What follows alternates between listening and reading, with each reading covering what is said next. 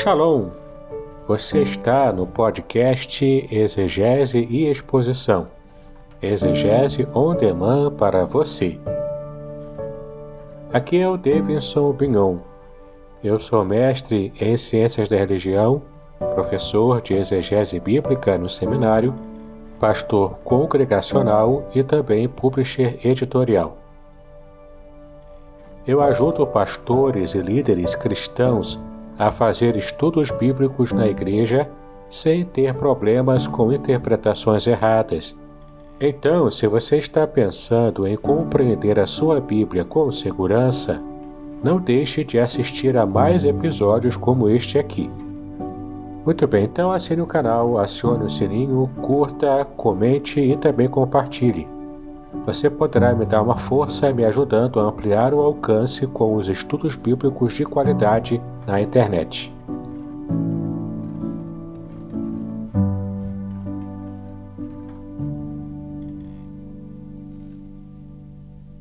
Opa!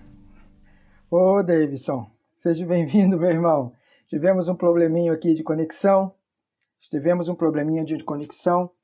e nós já retornamos. Estivemos aqui um problema, mas nós já estamos de volta. Já estou convidando o nosso professor Davidson, que estará conosco a partir de agora para estar. Professor, já enviei a solicitação, estou aguardando.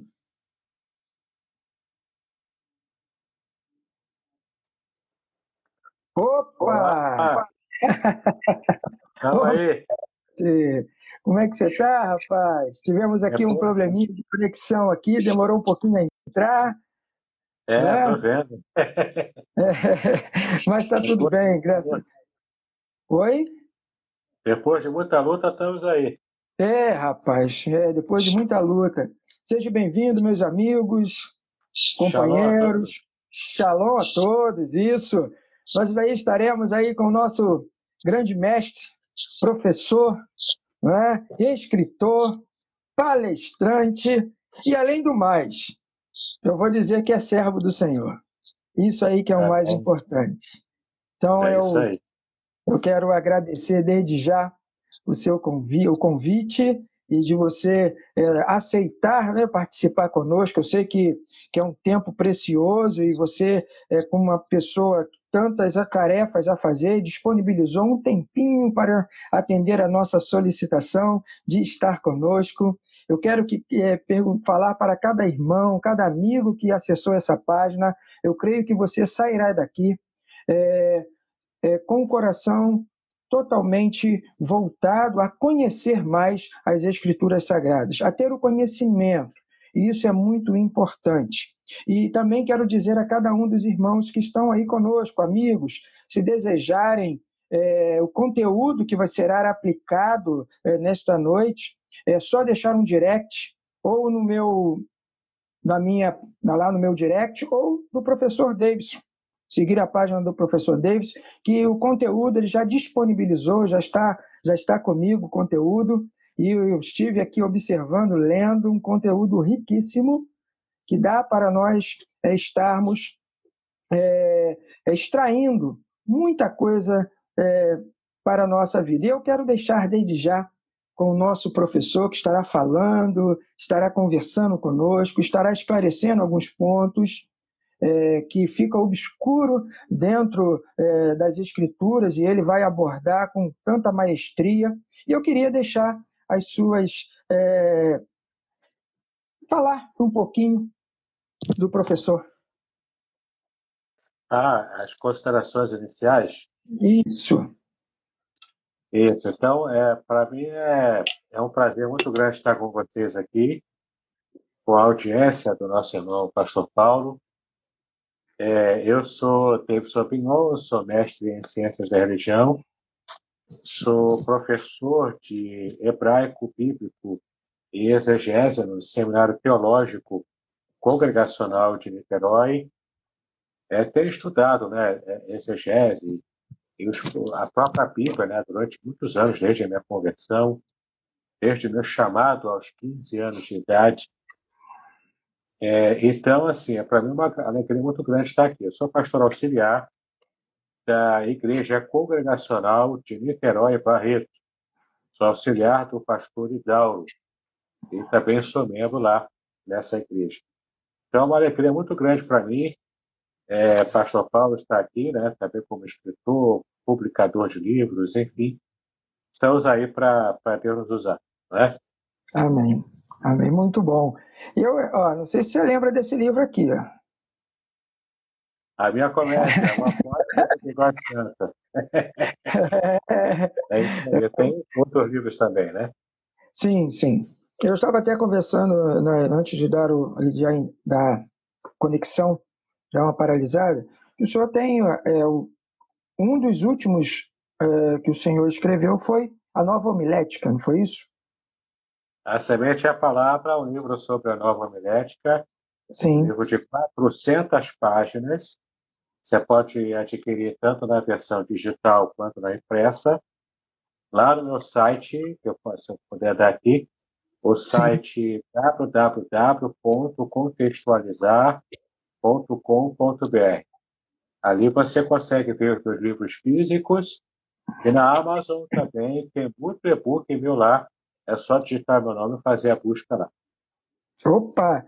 E tem a Bíblia contextualizada, tem a Ética do Casamento, Recados do Muito bem. Céu, Isso.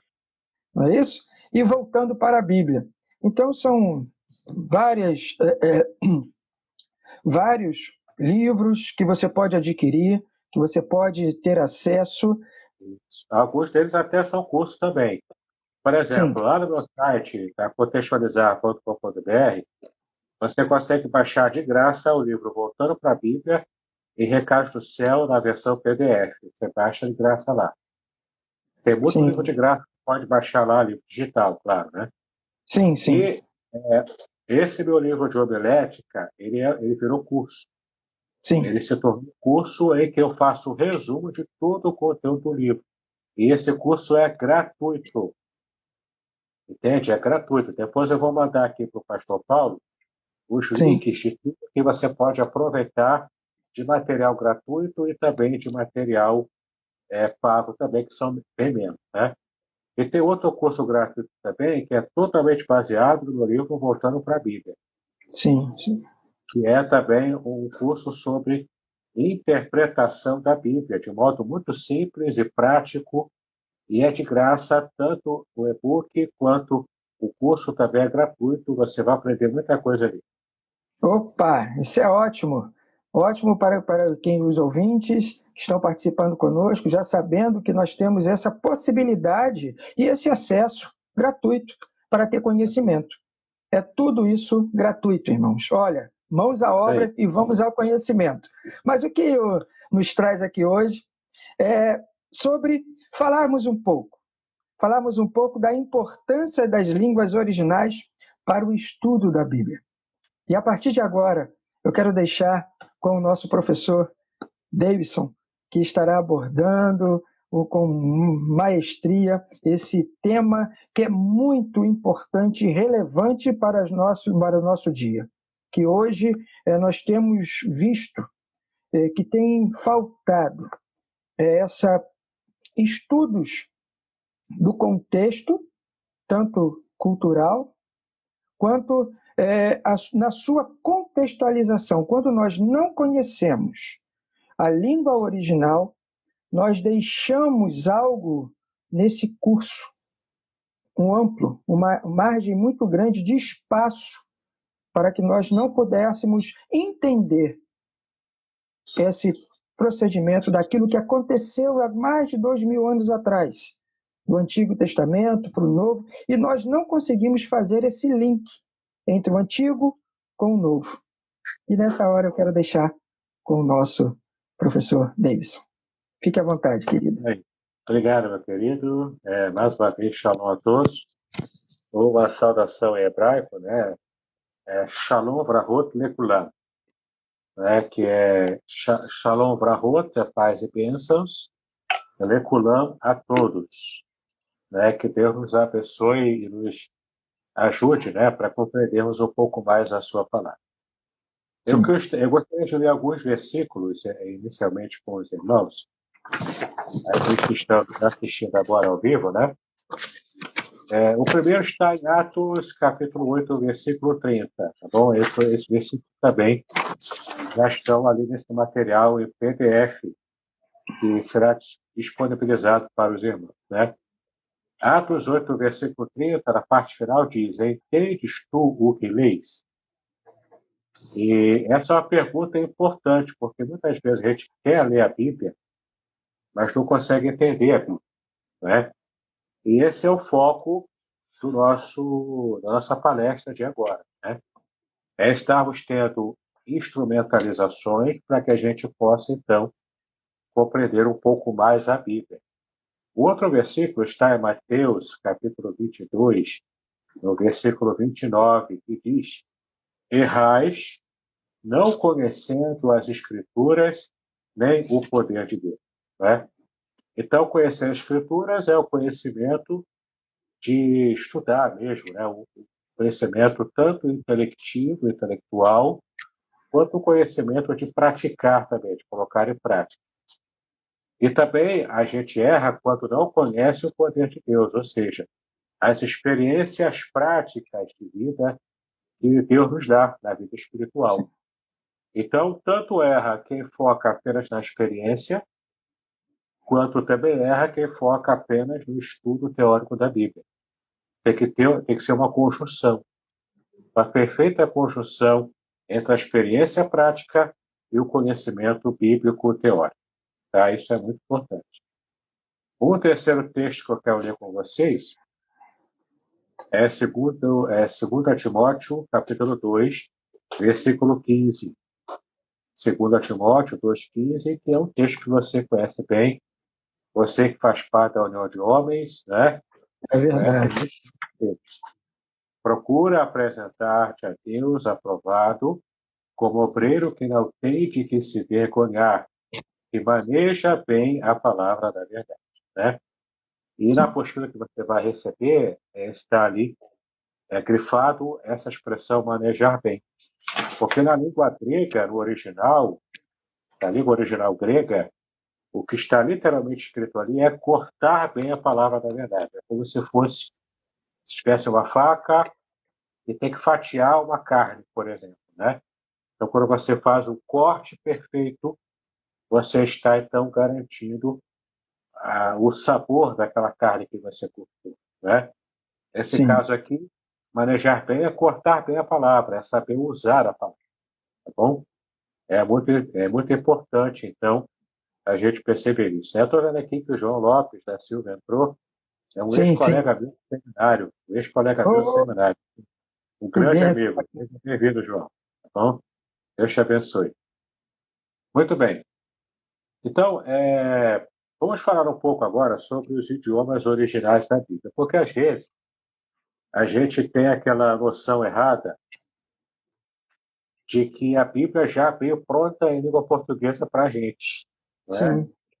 Você vai lá numa loja, ou então compra pela internet, ou então usa no celular ou no computador, você acaba achando, né, que a Bíblia já tem em português, Sim. que ela já veio pronta em português, e não veio. Né?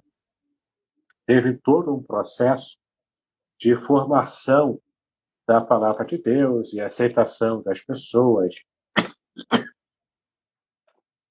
E especialmente a Bíblia foi escrita em 3 línguas diferentes da nossa, numa cultura plenamente diferente também do que a gente está acostumado. Nós que somos seres humanos aqui no Brasil, nós temos uma cultura ocidental no século XXI agora, né? Sim. Então temos uma distância do texto bíblico, a distância de língua. Nós falamos português. A Bíblia foi escrita em hebraico, aramaico e grego. Eu já vou mostrar para vocês aqui. Temos a distância de língua, distância cultural, a cultura do Oriente Médio é bem diferente da cultura que estamos acostumados aqui no Brasil. Sim. Né? É uma cultura mais americanizada não é? Que a gente procura imitar a sociedade americana. A gente tenta, pelo menos, né? Sim. E, e aí temos ainda o distanciamento temporal, geográfico também, né? E temporal. Sim. Então, é muita coisa que dificulta o nosso entendimento de um texto milenar como o texto bíblico. Então, Sim. só para que a gente possa ter uma ideia, eu tenho aqui um exemplo da Bíblia Hebraica Estude Cartência. Vocês estão vendo aí a capa da Sim. Bíblia. Eu vou abrir aqui para vocês verem como é que é o texto por dentro. Olha como é que é a Bíblia por dentro. Consegue ver? Sim, sim, dá para perceber bem. Esse é o texto do Antigo Testamento. É a língua em que o Antigo Testamento foi escrito.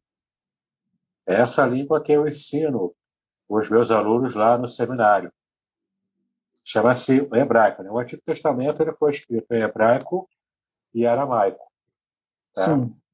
Então, essa aqui é um exemplo da Bíblia que a gente usa desde Gênesis até Malaquias, que eles chamam de Tanar na cultura judaica. Eles chamam de Tanar. Por quê? Porque Tanar é um acróstico, que significa as três partes em que a Bíblia é dividida. Sim. E são essas partes aqui, ó, como está escrito aqui, em hebraico.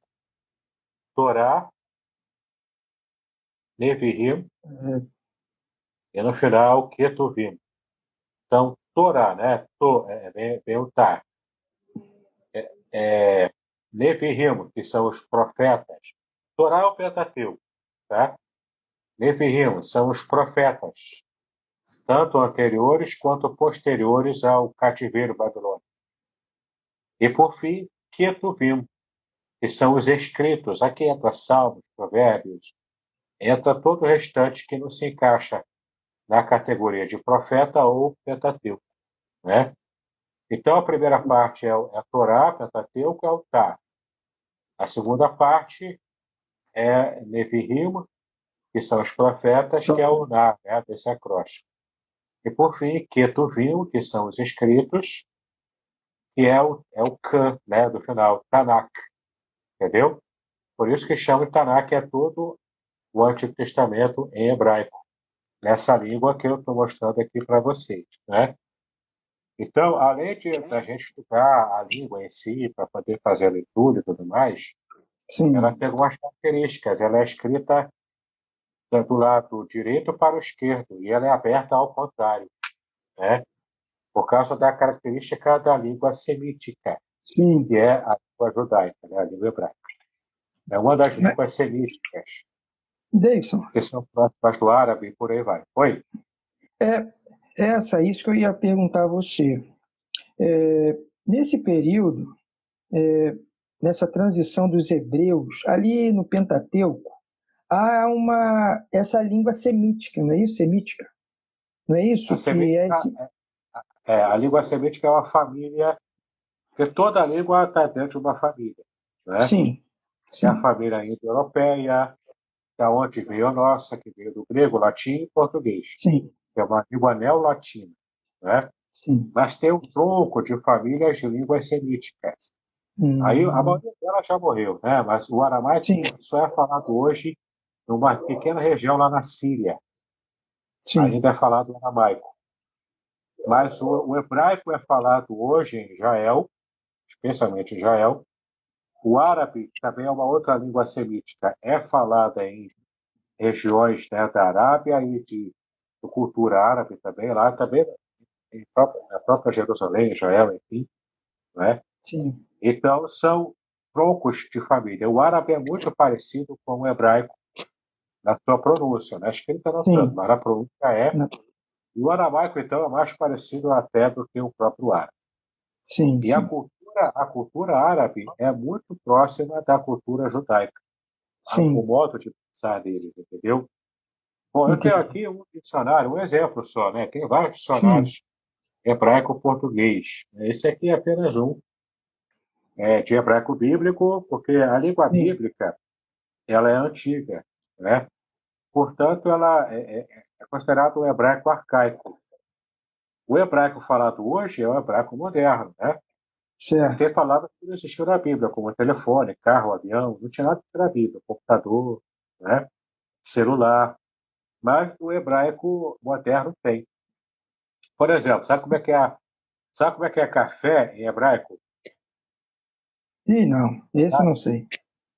Não. café, Café. café. A pronúncia é café, entendeu? Nossa, Exatamente café. interessante, Então, se você interessante. falar café lá em Israel, eles vão entender você. Sim, sim, sim. Aqui, ó, Muito esse aqui, portanto, é um dicionário, né? Um exemplo do dicionário hebraico-português. Tá vendo aí, ó? certo. Hebraico-português.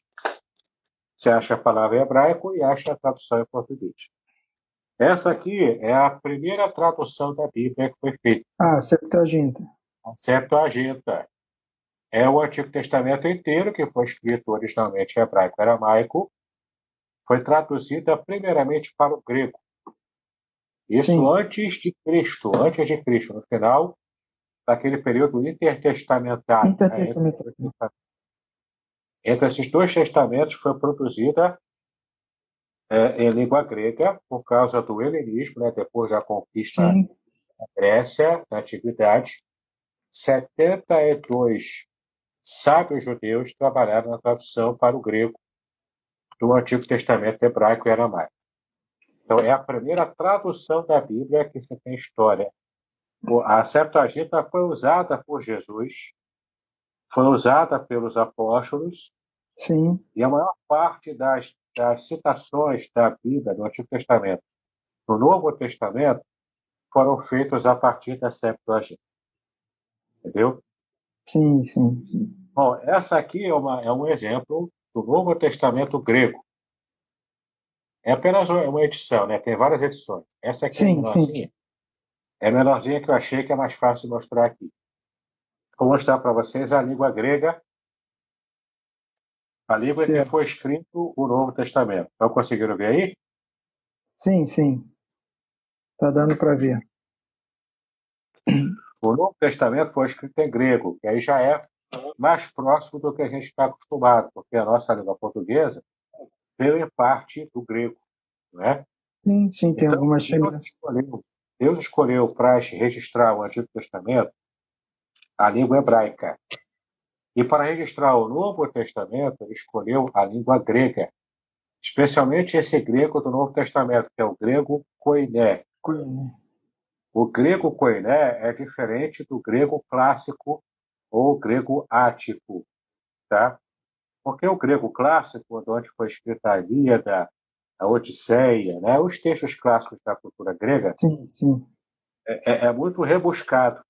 O Novo Testamento foi escrito em grego koiné, que era o grego popular, Sim. falado pelos vendedores de rua, falado no mercado, entendeu? O povo Sim, e falava palavrão nessa língua aqui. Diga. esse período que foi o grego koiné, ele perdurou por muito tempo, por alguns, por um século, 2 séculos, ou ele é, é, Ele logo, perdurou bastante tempo. sim, Foi justamente por isso que Deus escolheu o grego para registrar todo o Novo Testamento, porque ele era falado pelo sim, povo em geral e era também a língua, que era mais ou menos como é o inglês hoje, a língua sim, universal. sim, sim, E qualquer um falava, né? Mesmo no Império Romano, em Roma se falava latim, mas ainda em várias regiões se falava grego, especialmente no comércio. Culturalmente, a cultura grega ainda dominava sobre tudo, entendeu? sim, sim, Então, sim, Deus escolheu o grego para poder facilitar a propagação do evangelho, né? Então, começou com o hebraico e aramaico, onde sim, começou a primeira revelação de Deus para a humanidade, depois passou para o grego, tá? Eu tenho aqui, ó, um outro exemplo também de um dicionário grego-português, para que você sim, veja que é uma das ferramentas que a gente usa também para poder é, chegar à tradução a do texto, tradução. né, dessa língua original para a língua portuguesa. Então, se você tinha aquela noção, aquela ideia, né, de sim. que a Bíblia já caiu prontinha em português aqui, na nossa mão, um lacinho de fita vermelho, não veio assim, né? Também não veio assim editado, bonitinho, né? Veio todo feito em formato de rolo, né? Aqueles rolos antigos. Sim, sim.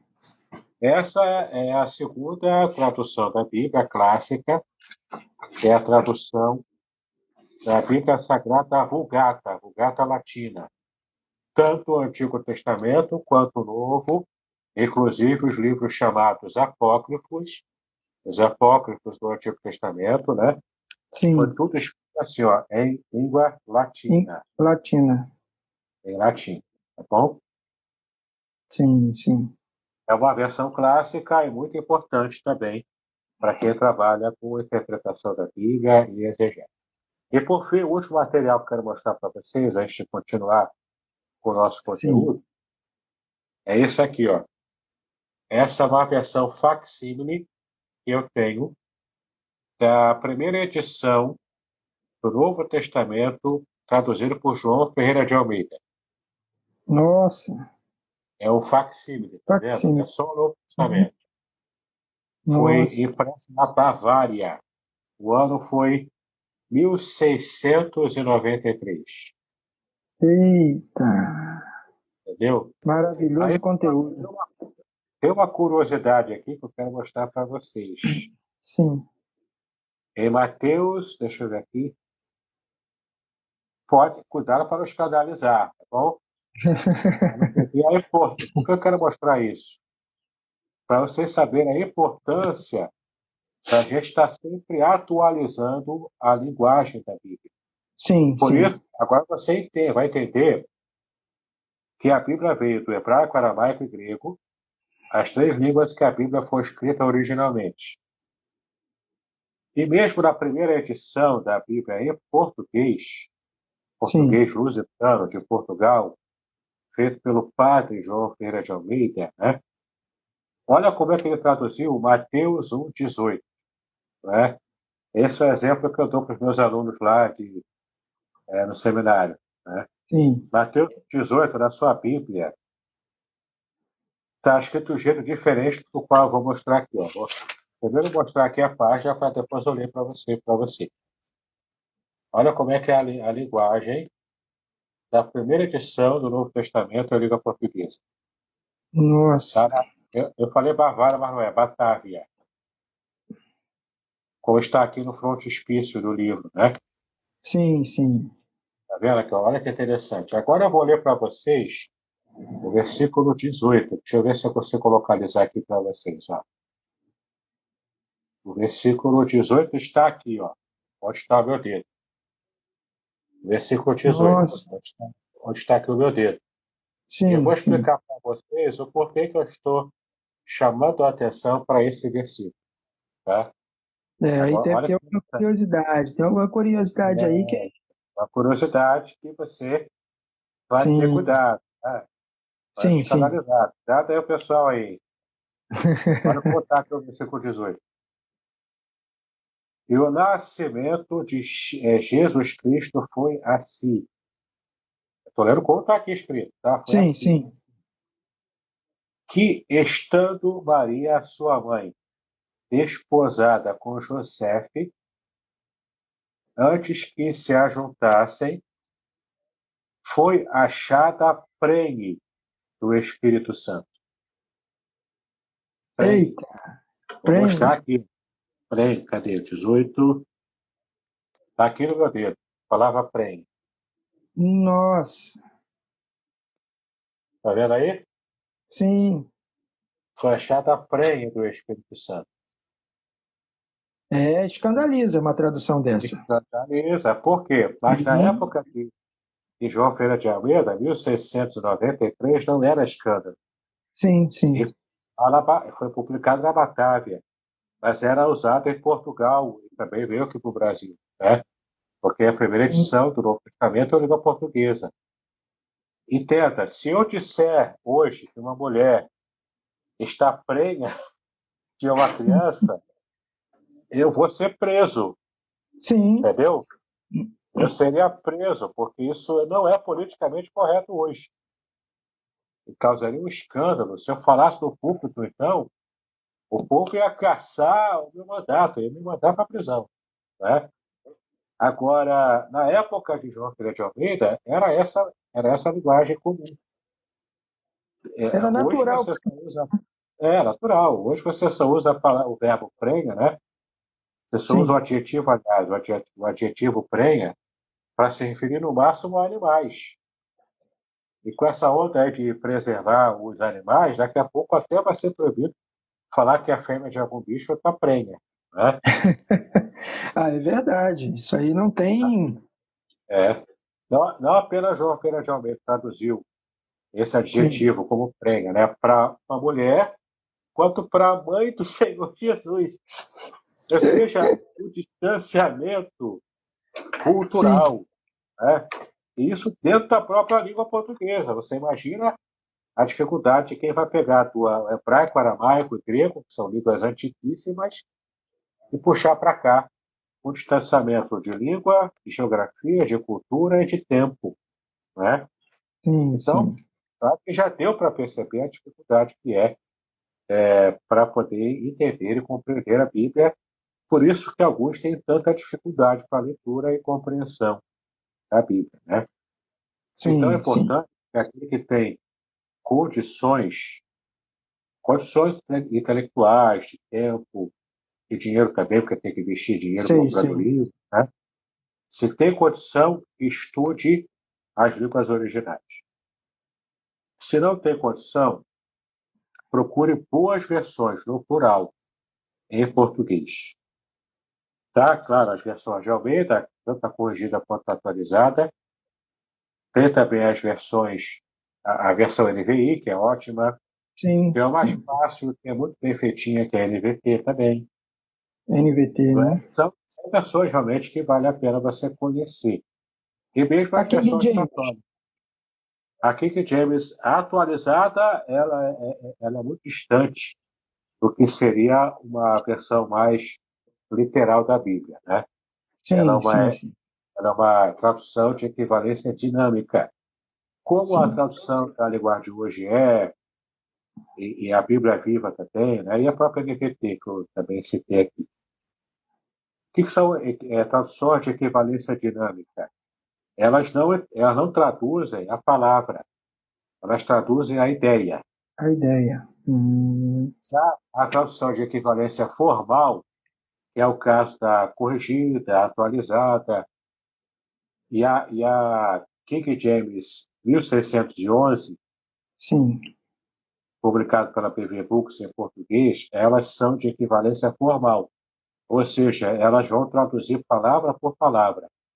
Ah, entendi. É só uma pequena adequada para poder formar frase em português, de modo que faça a coerência, mas ela é o máximo de literal possível.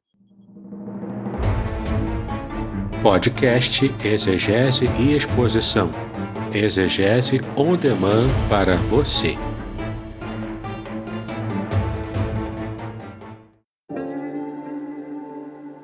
Shalom! Aqui é o Davidson Pinhon. Eu ajudo pastores e líderes cristãos a fazer estudos bíblicos na igreja sem ter problemas com interpretações bíblicas erradas. Então, se você está pensando em compreender a sua Bíblia com segurança, não deixe de assistir a mais conteúdos como este aqui neste canal.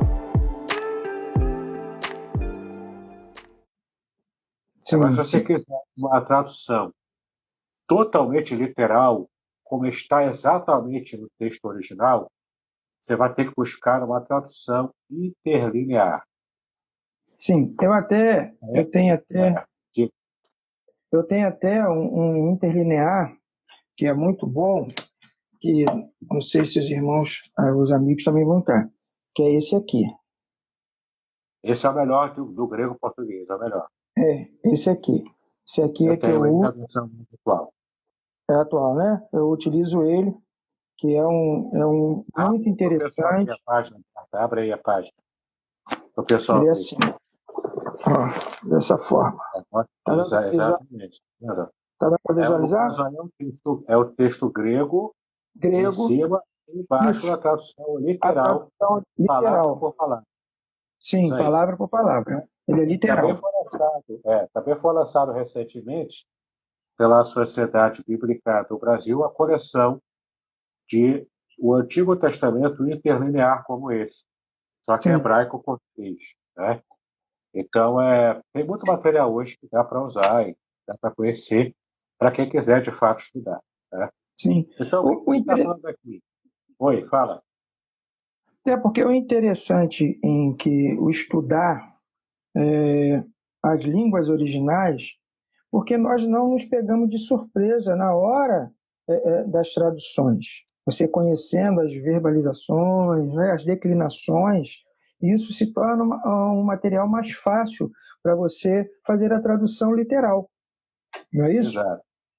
Não é que você eu não posso então confiar nas traduções. Não, pode. Sim, Todas as traduções da língua portuguesa, elas são excelentes. sim, São muito bem feitas, todas elas, sem exceção. Agora, tem algumas traduções que têm o foco, o objetivo em a alcançar, enquanto sim, outras têm outros objetivos. Para quem quer compreender a Bíblia de modo literal, tem que buscar uma tradução de equivalência formal. certo. Enquanto que aquele que é novo convertido, que não está acostumado a ler a Bíblia, ele vai preferir traduções de equivalência dinâmica, Sim, como a nova tradução da linguagem de hoje, a Bíblia Viva, a nova versão transformadora, que é a NVT. sim, A sim, NVI, a nova versão internacional, ela está no meio termo entre a tradução de equivalência formal, como a atualizada, a corrigida fiel, que eu gosto bastante. Então, a NVI está nesse meio termo entre Esse- a tradução formal e a tradução dinâmica, ok. e dá assim, um apanhado bem interessante para a gente. Ela foi feita Muito. pelo Dr. Luiz Saião, né? Então, dispensa Ah, comentário. Tá? O cara é dispensa. fera. O cara é excelente, né? É verdade, é verdade. E é por isso que, nesse contexto de que dessa necessidade nossa do estudo, de nós estarmos sempre aplicado a ter esses idiomas originais da Bíblia, como na sua apostila mesmo, né, o Senhor colocou, que dar essa abertura, nos dar essa vontade, essa voluta de querer estudar mais, de ter conhecimento para nós podermos nos envolver cada vez mais nas escrituras, de ter conhecimento. E isso é muito importante para nós hoje. No meu curso Introdução à Exegese Bíblica, eu Sim, falo isso. Eu falo claramente isso, explico ali qual a maneira de se fazer a exegese. Vamos sim, falar já agora de exegese, o que que é, por que que sim, ela é sim, importante, né? sim, Eu ensino a fazer essa interpretação bíblica adequada, profunda, mesmo que não conheça as línguas originais. sim, Dá para sim, fazer uma exegese de qualidade sem conhecer grego e hebraico. Mas é aquilo, né? Se você quiser aquela cereja do bolo, conheça grego e hebraico, que vai te ajudar muito. sim, Você ler a Bíblia sem conhecer os originais é como você ver uma foto em baixa qualidade. sim, E você conhecendo o grego e o hebraico e o aramaico, é como você olhar essa mesma foto em altíssima qualidade.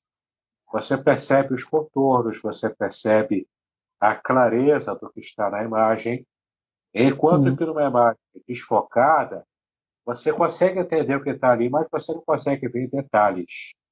É mais ou sim, menos isso, entendeu?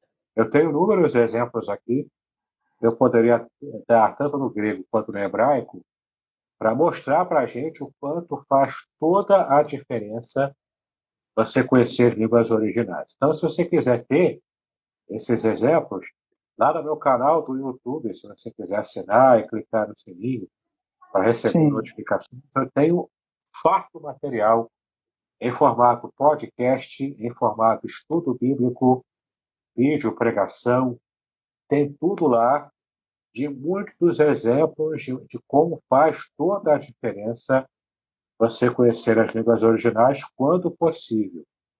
Se não é possível, pelo menos tenha mais de uma versão que você confie, né? Para você fazer Sim. comparação de versões em língua portuguesa. Isso ajuda pra caramba para a sua compreensão da Bíblia. É importante, né, nós termos livros, no caso, como o senhor mesmo mostrou, Bíblias, conteúdos que possam estar sendo colocados em paralelo para nós entendermos. Talvez uma tradução possa distorcer uma da outra. As traduções bíblicas, como o senhor falou, da NVT, da NVI, a Corrigida Fiel, a Clássica, elas sempre têm uma diferença nas traduções. Por isso que a importância de termos várias Bíblias que possam te dar o norte, chegar mais próximo. E quando você conhece as línguas originais, você consegue aproximar o máximo, né, das traduções. Porque uma palavra em hebraico ou no grego, ela vai te dar várias vertentes, devido às declinações. Exato. No grego, a declinação. No hebraico, Sim. é a própria família semântica daquela palavra.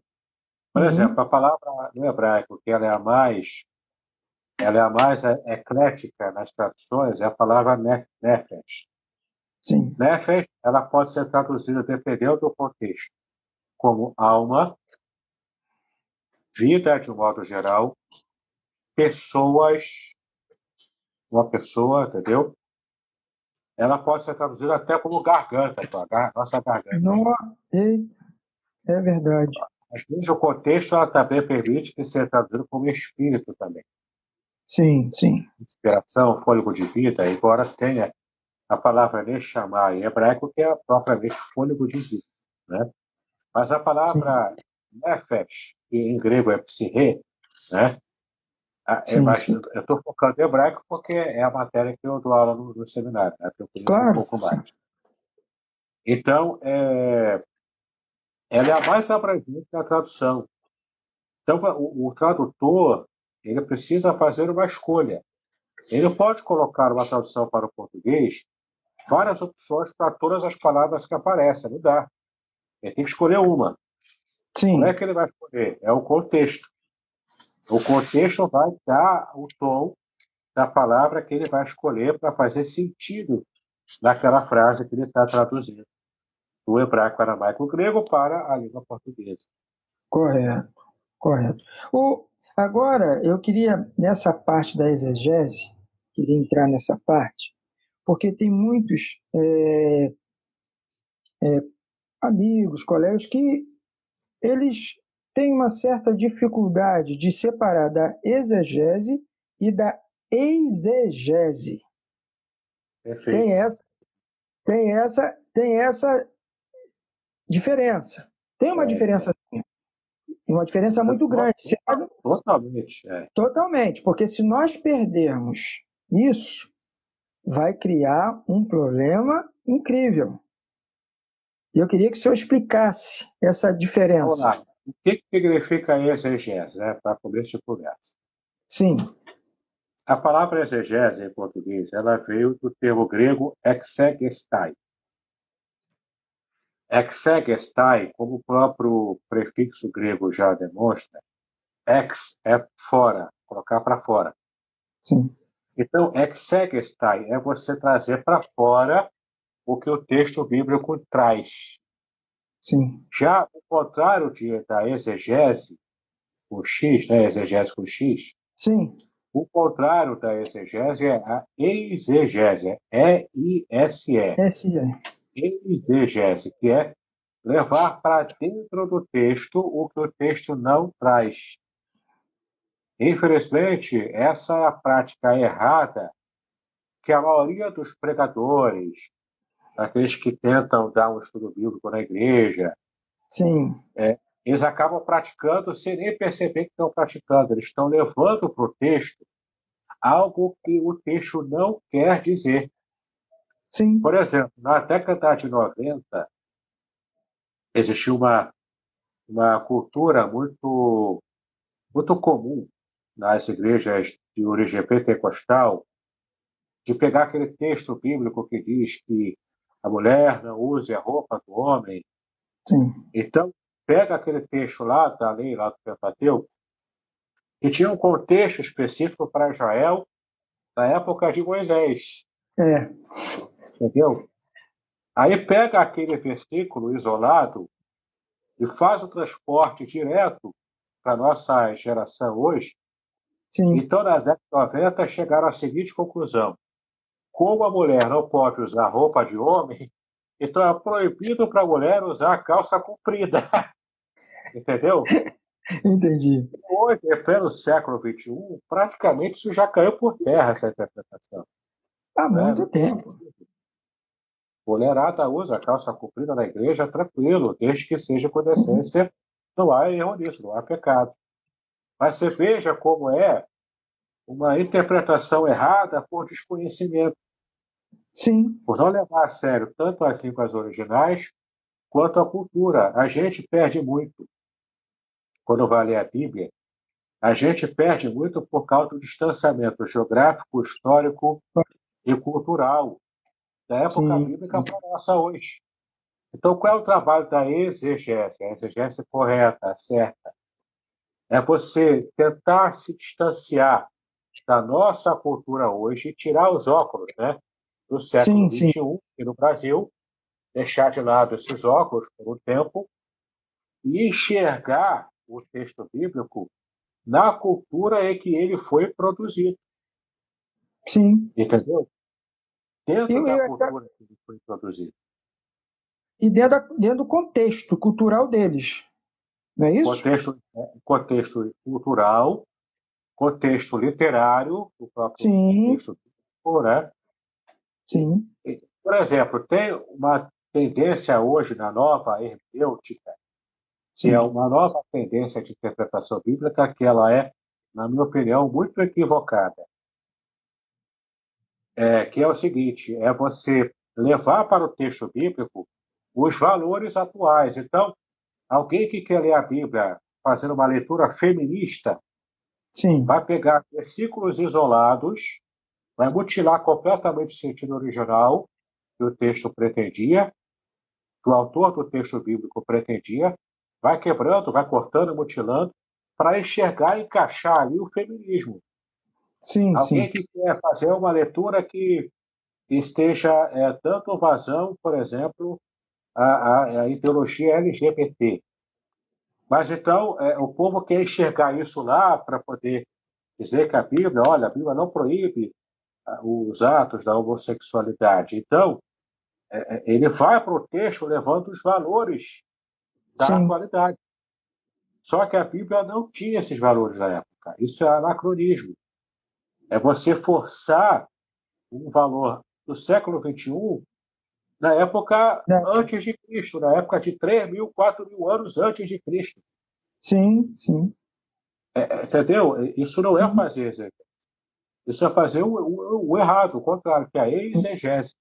É você tentar enfiar dentro da Bíblia o que a Bíblia não traz. sim, Entende? Olha, sim. uma frase muito importante aqui do Dr. Luiz Saião, né, que é muito Sim. conhecido nosso, nós admiramos. Ele falou o seguinte: o grande problema é a manipulação do texto, pois a falta de informação técnica e objetiva é substituída por ideias próprias e o texto acaba servindo a outros propósitos que não do autor. O grande Sim, perigo da atitude de rejeitar a pregação com fundamentação exegética é que pomos o texto bíblico em segundo plano. Consequentemente, o pregador será refém da sua visão subjetiva. Isso está no material que eu mandei para vocês. Tá? sim, Essa sim. citação do Dr. Luiz Saião. Está na página 6 da apostila. Então, 6. o que ele está dizendo aqui?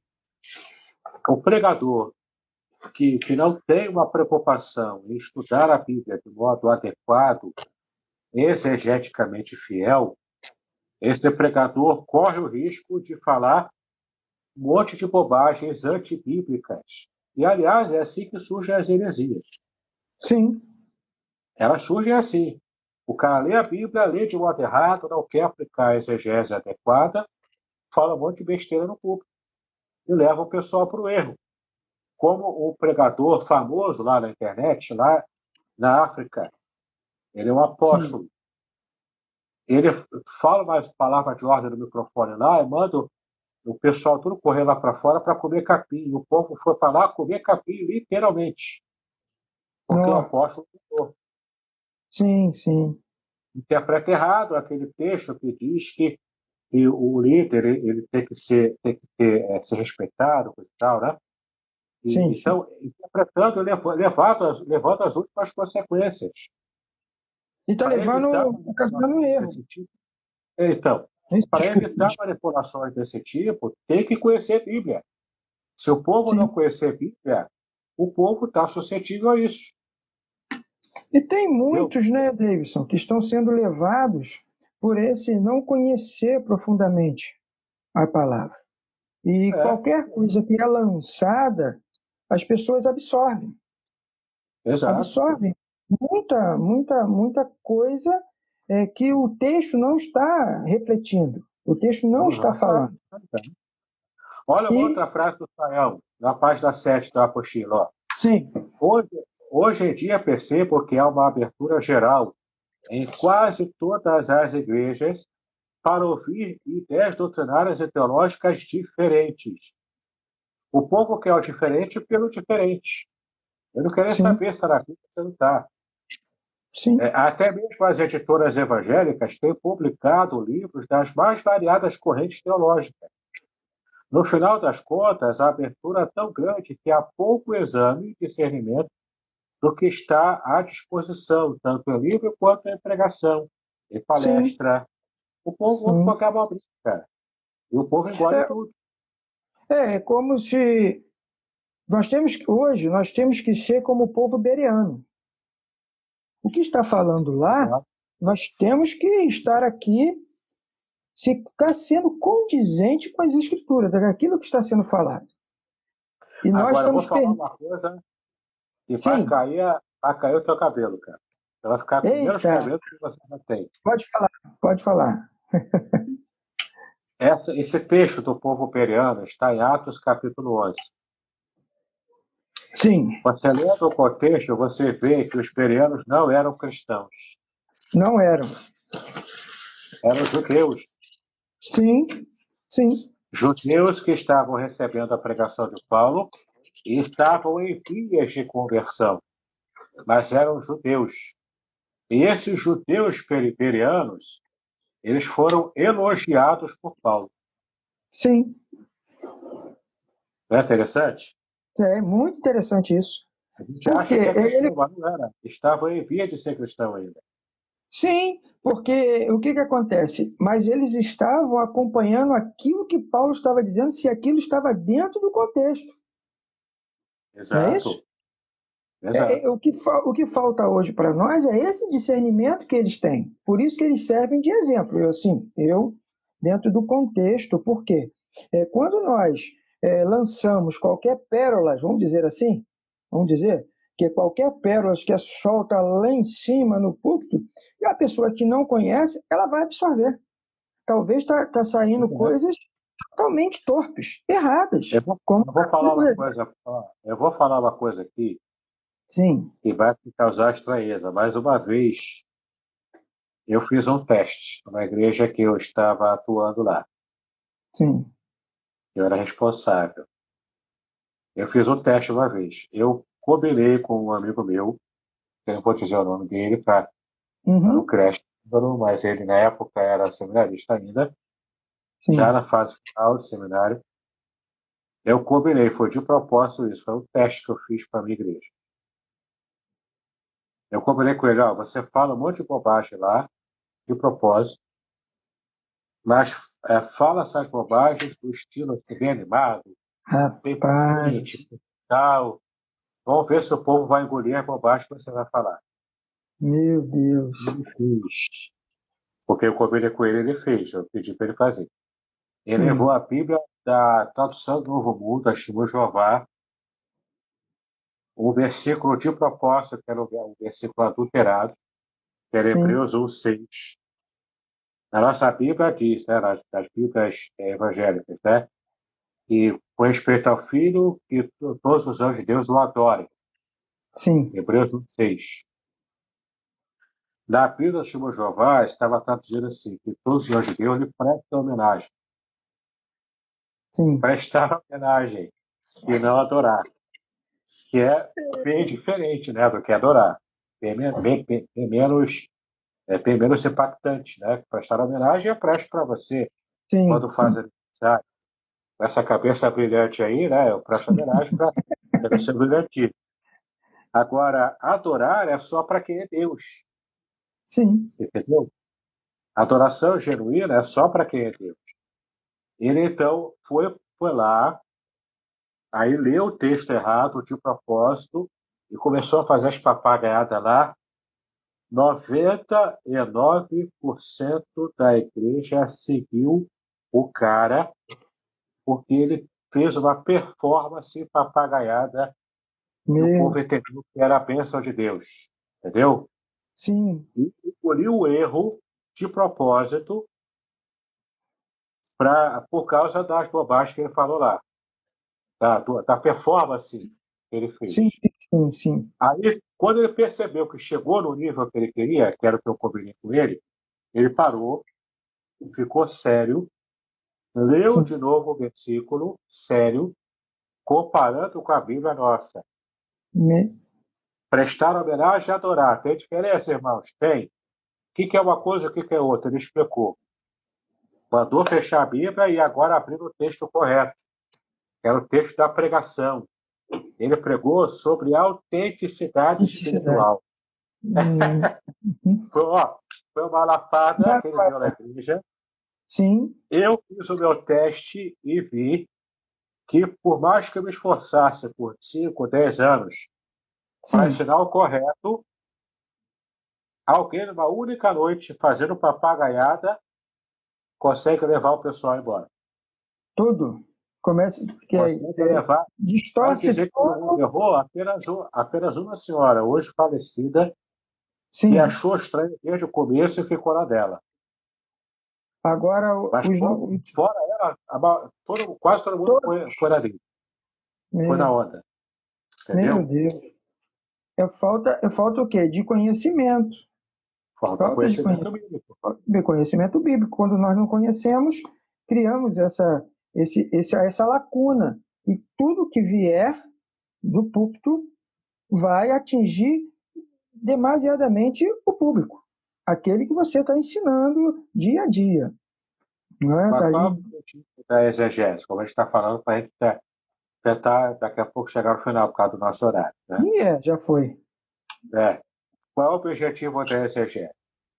É você trazer, como eu estou falando, o que o texto diz. Sim, Sem interferindo no mínimo possível, para depois da exegese pronta, sim, você fazer a aplicação, aí sim é para os tempos atuais. sim, Tem tem também um trecho aqui que eu quero ler para vocês, de um livro muito bom, Manual de Exegese Bíblica, do Gordon Fee e do Douglas Stewart. Tá? sim. Está na página 17 do 17. material. Qual era o significado que o autor bíblico queria comunicar? Esse é o objetivo da exegese. A exegese refere-se tanto ao que ele disse, que era o contexto propriamente dito, quanto por que ele disse num determinado lugar e também no contexto literário. Na medida em que isso pode ser descoberto, dada a nossa distância em tempo, linguagem e cultura, além disso, a exegese ocupa-se fundamentalmente com a intencionalidade. O que o autor bíblico tensionava que os seus leitores originais compreendessem.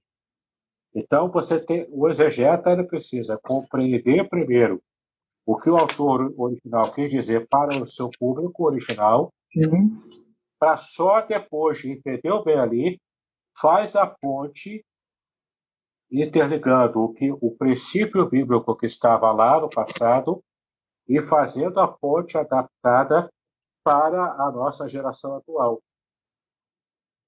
O povo que erra com isso é o povo que quer simplesmente trazer direto para cá, fazendo a ponte, até mais livro profético, cara.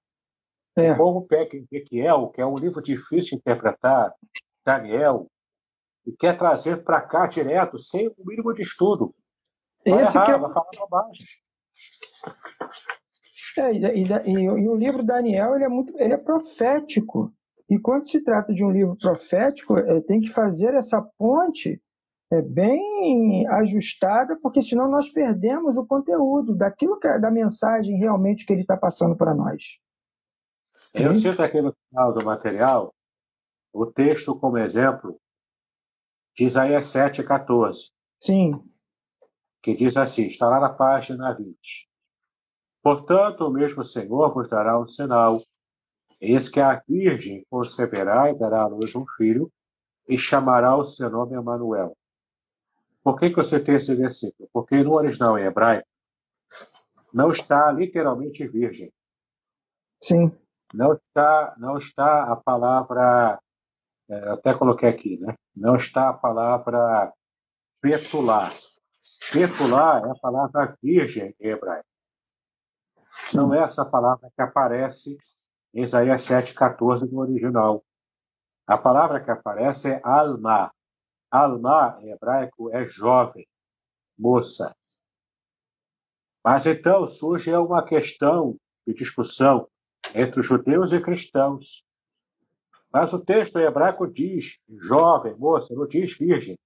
Então como é que vocês falam que Jesus nasceu de uma virgem? Não é virgem, é jovem.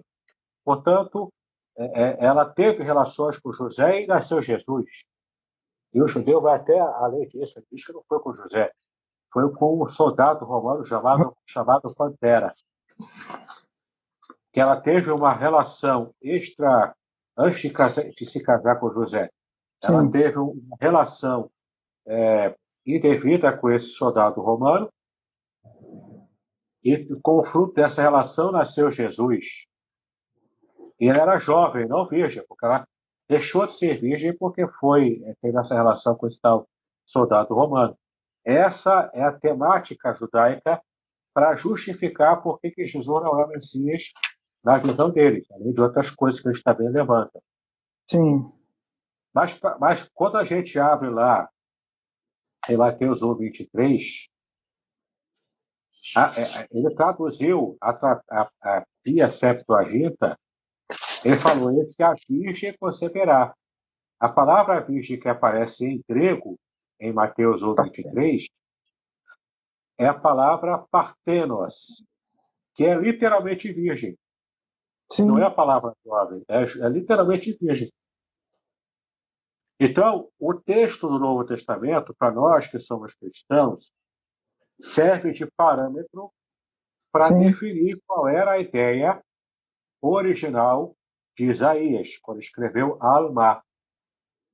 Embora não tenha usado Betulá, que é literalmente virgem, mas na cultura judaica antiga, toda jovenzinha, adolescentezinha, era normalmente e culturalmente já se levava em conta de que ela era naturalmente virgem. Sim. Não era comum na cultura judaica antiga que uma garotinha de 12, 13 anos já tenha uma vida sexual ativa. Sim. Por causa da cultura da época. Na nossa cultura hoje virou bagunça.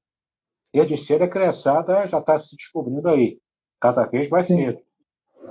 Porque a gente luta contra isso, né? Mas, assim, a mulher, a moça, embora se casasse cedo, mas tinha essa ideia. Quando já era casada, ou estava noiva, no caso de Maria, né? Já era culturalmente aceita como praticamente casada com José. Sim. Então, se uma moça dessa ou transasse com o próprio noivo, ou transasse antes de fechar o casamento, né? Ou transasse com o outro, ela podia ser apedrejada. Era isso que aconteceria com Maria se José a estivesse denunciando lá para as autoridades, para os anciãos. Naquele período. Oi.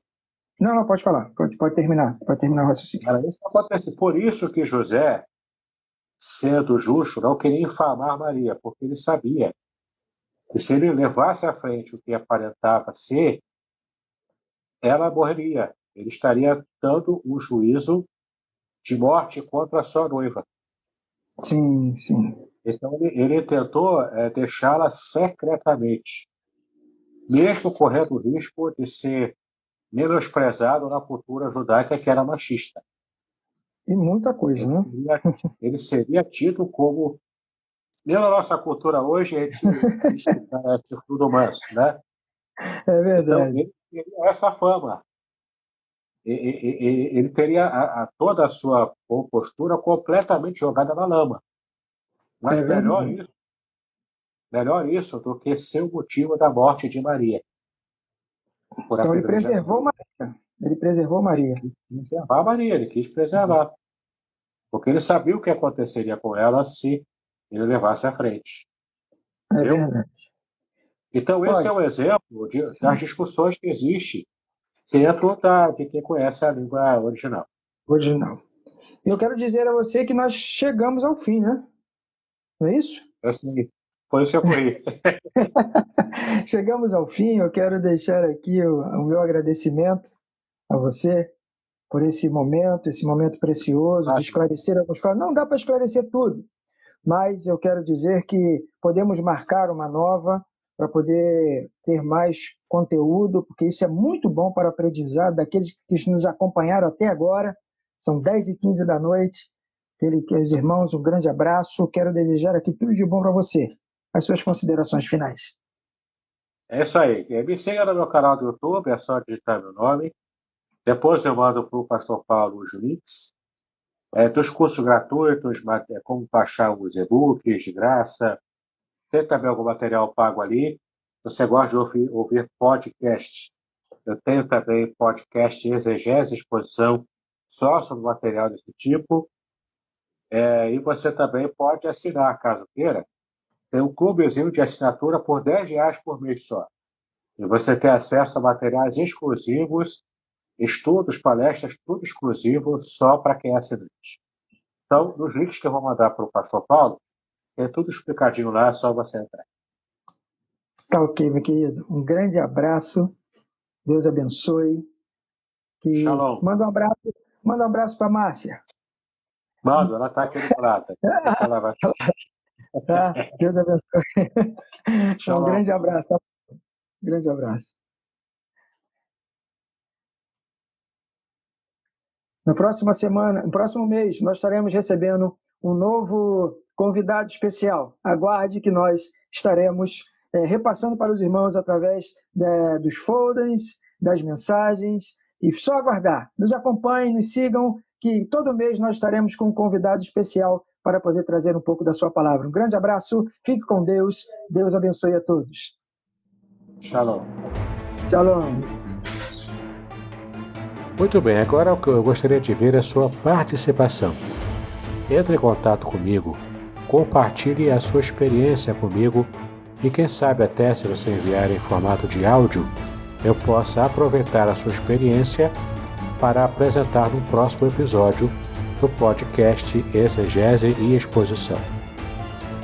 Eu sou Davidson Bignon e eu ajudo pastores e líderes cristãos a fazer estudos bíblicos da igreja, sem terem problemas com interpretações erradas.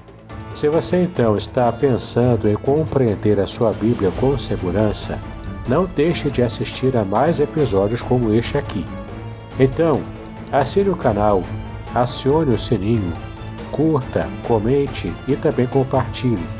Ajude-me a ampliar o alcance com estudos bíblicos de qualidade na internet. Que Deus abençoe os seus estudos, paz e bênçãos sobre a sua vida.